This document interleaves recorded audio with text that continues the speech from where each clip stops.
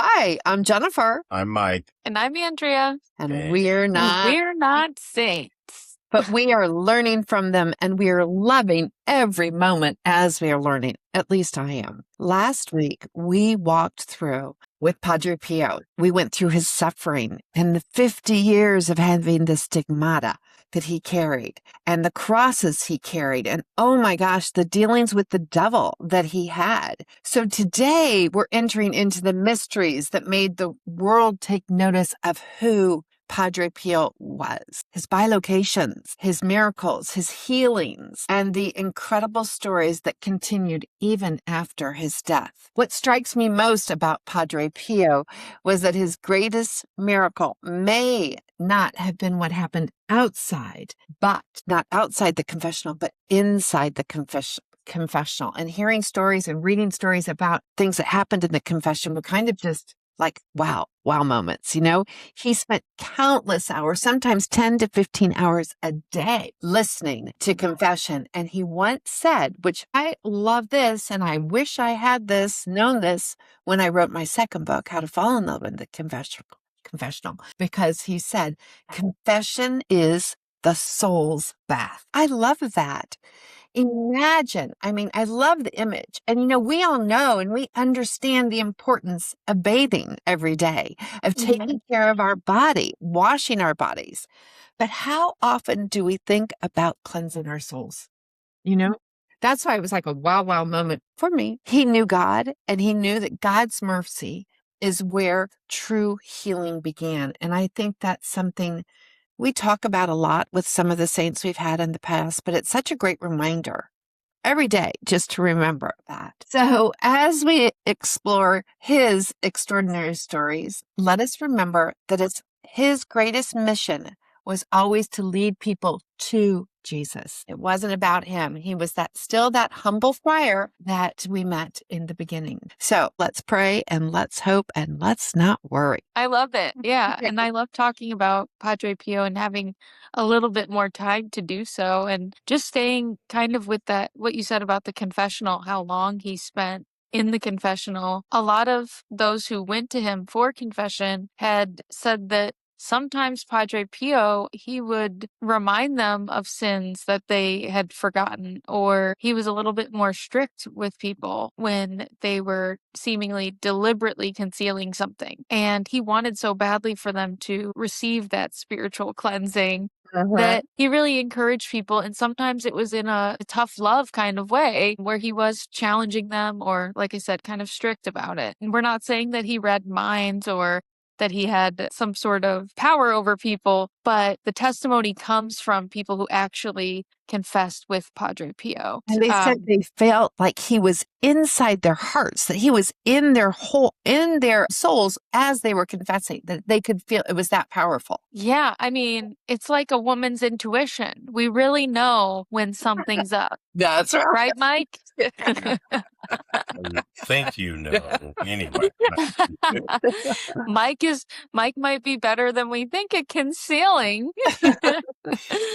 But whether we want to accept the supernatural kind of explanation, it's just that there were countless people that reported this, and his strictness was met also with compassion for the confessors and for the people that he took care of. So he could be described as being abrupt, but he can also be described as being compassionate, and people kept returning to his confessional. Mm-hmm. Right. Well, he would send people away that he knew that were not confessing their true sin. He would say, come back tomorrow, come back another day. You're not telling me the truth. He knew it. Oh, yeah. Come back before they would get their penance, and he would forgive them then, whatever it was. Can you imagine going to confession with him? Yeah. I know. And well, the funny thing is, like, maybe there's still people alive today that confessed with him. Sure, yeah. Yeah. And that's, because he was alive, not long ago. More than 62, and we're still, Yeah. he died in 16, Andrea. There are people alive, I'm sure. Won't they think there might be? I'm sure there are. Many. Yeah. Okay, I didn't mean to slight anybody here or be ageist on the podcast. So the other thing that witnesses would report about Padre Pio is that some people would return after years. You said he would send them away for days. Sometimes people would take years to come back to his confessional. And he reconciled marriages. He returned people to the faith or to their own faith and to prayer. And that kind of goes in hand with his saying. Yes, exactly. So in addition to confession, I know the Eucharist was also a really powerful piece for him in connecting with the different audiences or people's lives that he touched. And he really believed in celebrating the Eucharist. You had a cool story about that. And it was actually today, I had heard that there was sometimes the Mass would be 2 or 3 hours because when he was offering in or blessing it or preparing. Yeah. He went into a complete daze, like he completely was with Jesus, and he would just be in a gaze for like an hour, they said sometimes. So imagine your priest, okay, he's blessing everything, and then he goes to raise the body of Christ and he just stays there. How many of us would be like, is he glitching? Are we okay? What time is it? It's been 35 minutes. Yeah. Our parish has complained, about long homilies or long masses in the past. I'm sure every parish has their story, so we're all family. But imagine, you're sitting there in silence or with the kids crying and everything for that many hours. But that is just how devoted he was. They would also describe masses as really intense, like emotionally intense. Yeah. Mm-hmm. And honestly, I'm not surprised because I feel like at our parish, we can kind of relate to that at times. Like when I first met Father Stephen, our pastor, I asked him because I thought he was crying during Mass. And I was like, are you okay? Afterwards, I was like, are you okay? He said, oh yeah, sometimes I just get really emotional. And so that part didn't really surprise me. I'm like, I think every priest is going to have those moments. Exactly. Right. I agree. I mean, the Eucharist was kind of the center of everything. And right now, I mean, we're in the year of the Eucharist. We're celebrating the Eucharist. And at our parish, I keep on going back to this, maybe other listeners will tell us what's going on in their parish or how the saints might make them think of something that they see in their parish. But we did a fundraiser this year to get our monstrance plated in gold. And it was several $1,000s. And I was kind of thinking it's going to take a while for us to reach that amount. I think it took like a month. Yeah, it did. It did. Yeah. So really just valuing those parts of the experience, day-to-day Mass, we have the Eucharist. I think that's something that definitely holds true with our parish. And I'd love to hear, how other parishes kind of celebrate the Eucharist, especially this year. We're in Seattle right now. And I have to tell you that we found a church called the Holy Family in Kirkland. And Mike and I have just been blown over. Oh, wow. By the daily Mass. And I think 50 people have been in the Mass each day. Wow. It's been beautiful. It's been lovely. Well, that's great. It's interesting whenever you go to visit other parishes and see how they are and, how emotional the Masses are or how deep your confessions get, I took lots of notes from home. Right. Yeah. Well, it's different everywhere. I mean, Padre Pio had people coming from far and wide, and another big focus for him was on the Rosary. And I know certainly here in Culver, there's many, many times where you can go into the church and pray the Rosary with the Rosary group. But he saw the Rosary as a weapon. And of course, we think of it as a weapon against evil and unkind things kind of happening to us. But it also ties into his love for prayer. Yes. And that's what he tried to teach everyone who was the importance of prayer. Yeah. And have you guys tried to pray the Rosary in the middle of the day when you're on your way somewhere or you're doing other things and it just doesn't really work? Well, you know what? I used to walk every day when I was in my 40s and I would listen. I had a Sony Walkman and a little cassette and I would listen to the Rosary as I walked. And now a lot of times we're so lucky with the Hallow app because you can do the Rosary every day. In the car. Yeah, we do it in the car when we're driving. Yeah. Right. But we do it with the Hallow app. I don't have it memorized. I mean, I have I have certain things, but I don't have all the mysteries memorized. Right. Yeah. Yeah, that's the part I do need guidance still. And I don't know at what point do you level up in Catholicism by not needing the guidance on what which one you're on. But I have the bracelet that I'll just start throwing out Hail Marys, on my bracelet. We've got it on our phones, and it's just really neat because it has given me peace at times. I think the most powerful I've felt while praying the rosary is obviously when I'm sitting down, I'm in front of a candle of some sort, or I'm in the church, and then moderately powerful whenever I'm walking. Of course, that feels less distracted, but the least has been when I'm trying to drive from one place to another, and then I start it, and then I get a phone call and I'm like, oh, I gotta pause it. So then I take the call because it's in the middle of the day. So I think we should definitely maybe in the future take time to talk more Well, about. I also do it whenever I paint. I always start with the rosary. And so even when Mike and I were painting together, we would start with the rosary and then just kind of see where we went. And sometimes you kind of space out when you're doing and then you just kind of wake up when you do a Hail Mary, and then you kind of go a little bit and you're kind of gone. And then you wake up again when you're in the Hail Mary. I think it's Yeah. very powerful. I love the rosary. Yeah.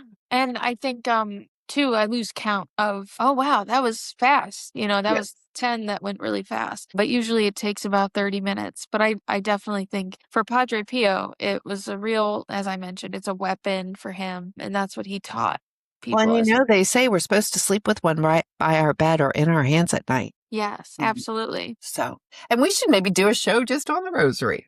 Yeah, I think so. I think it's really interesting, and just explaining, the meaning behind it and how it can be used as a weapon. I hate saying it like that, but we touched on it on the part 1 of his episode, and I joked about how Father Stephen has those heavy duty ones that actually could be I have weapons. one of those. So let's get into the miracles associated with Padre Pio. He was amazing. I wanted to touch briefly. We talked on the first episode about some miracles that happened in the war, but I had another count. It was actually in World War II. The Americans were flying over to bomb. It was San Giovanni Rotundo, San Giovanni Rotundo. That sounded almost like a pasta dish. Okay, that's what I thought. It's where Padre Pio's monastery was located. The Rotundo. Yeah, but they were flying to bomb this, and they reported seeing a friar flying around in his cappuccino-colored friar suit. Mm-hmm. And I'm just kind of picturing that in my hand. This is friar. That looks like a flying friar. Several different pilots saw it. It wasn't just one. It was a bunch of different pilots. Squadron, and they ended up turning back and aborting the mission. And then later they were visiting Padre Pio, and they all recognized him as the friar that had been in the sky. That's right. Yeah. This was documented even with the military's documents that the pilot said, we can't, there's a friar. And they're going, what? Of what? Right. Mm-hmm. You can imagine. Yeah. So, oh my gosh. So, and for the record, bilocation is when, they're seeing him in places where he physically could not have been. And they're based on testimonies from people at that time. Like I said, we need to find maybe some of these people that gave their testimony who are still living today. I think that'd be really cool if we can find it on YouTube or something like that. Yeah. And so he could be in 2 places at once. It's like a supernatural ability that he could do that. People reported him by their hospital beds, and he was actually in Italy. That goes back to where they said you should talk to your guardian angel to talk to Padre Pio or his guardian angel. And that, I think, where a lot of that bilocation comes in. I think our guardian angel or someone's guardian angel goes and gets him, and he comes and talks to them while they're dying, or they need a healing, or he does a miracle for someone that apparently he's there. Everybody sees him, but he couldn't have been there because he's not. Yeah. He's in another location. That's bilocation. I love that Mike brought up the guardian angel again, because as I've been talking about, I always thought it was like not real, and it really wasn't until I started learning more and more about our faith and how in Mass before we go, we need to call our guardian angel, and I'm trying to remember it every day when I go. But now it makes sense, right? We could ask our guardian angel to go to the saints. Yeah. There was one time in middle school, and I remember it like it was yesterday.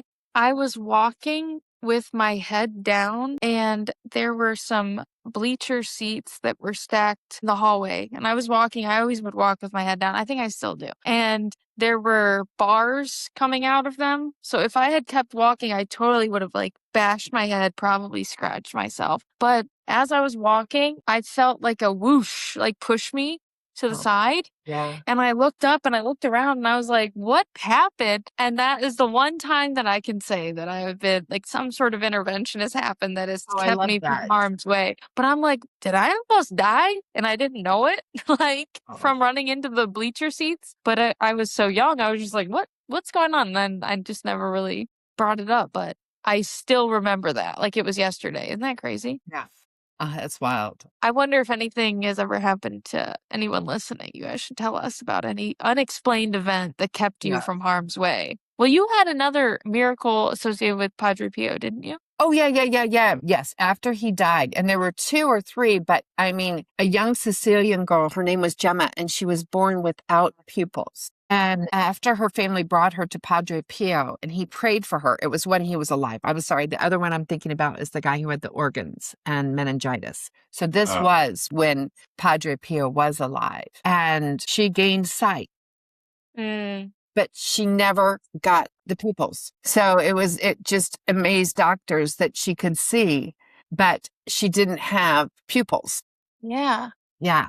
Yeah, and these are miracles, so they're inexplainable, but there's these accounts of it. And when the Vatican describes Padre Pio and how he became canonized, they do mention also the Stigmata. Yeah. As well as the miracles. They don't canonize him because of these stories and the accounts of everything that happened, but it was after the lengthy investigations of those stories and of the stigmata that he endured. And they, in the Vatican biography, they refer to it as his wounds. Yes, they do. And it was in 2000 that the boy Matteo was brought to the monastery of the friars where Padre Pio was. And he had organ failure and meningitis. And they prayed over him and he was healed. And it was that healing that allowed Padre Pio to be canonized. Okay, gotcha. It was Pope John Paul II who canonized him in 2002. Which is so close to where we are now. I mean, it was, 25 years ago? Right. And I think, like, just again, they do investigate these stories and the miracles that take place. Pretty much, like, they're in depth when they do these investigations. And they have to come to the conclusion that there is absolutely no explanation, no medical reason. Nothing can explain this happening other than it being a miracle.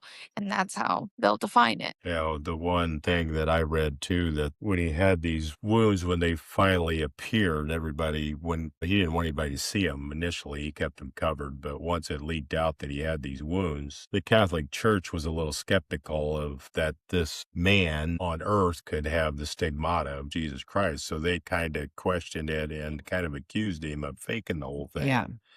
Because they brought 3 different doctors in and they checked him. They thought they had done it to himself with carbolic acid and burned his feet and cut his side. But the doctors examined him for quite some time and the wounds never changed. They didn't heal any worse. And, typically if you cut yourself or have a wound, it's going to heal. Even the wound on his side apparently was like an open flap. His skin was parted and it bled for all 50 the time, years. Right.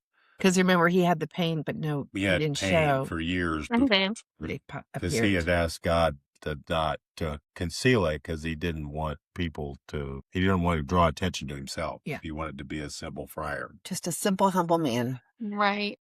And I think for 50 years he suffered with the stigmata, and that kind of in itself was a miracle for him to gain that closeness to God. And in addition to these miraculous healings that took place during his life, I guess that leads us to the founding of his hospital. So the hospital is the house for the relief of the suffering. So Casa Sollievo della Sofferenza is set in the Rotondo where Padre Pio lived. But it opened May 5th, 1956, so it just celebrated an anniversary. But it's a nonprofit hospital. It was just focused on, obviously, helping people who were suffering with illnesses, various illnesses. And obviously that was something very near and dear to Padre Pio's heart because Yeah. he always wanted to help the suffering, Yeah. both spiritually and physically.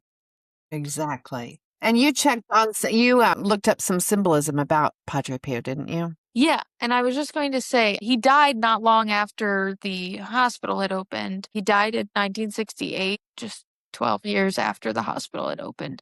And he was 81 years old in San Giovanni Rotondo, same place we were just talking about. But the Vatican biography says that there were enormous crowds that attended the funeral. And I'm not too surprised about that, but I think it just goes to show how well loved he was and why he is so popular today. I think, we've already said, he feels like a modern saint because of the nearness of his life and his death, and that there's people who have interacted with him, and there's really only 1 degree of separation between us and Padre Pio because of the people still living, still carrying that story. But all of the things that happened to him during his life and after his death that were really powerful. His compassion, I think, speaks volumes. Yes. So the symbolism, so now depictions of Padre Pio, obviously he's often depicted wearing his brown capuchin habit. And we talked about the relationship between the capuchin and cappuccino.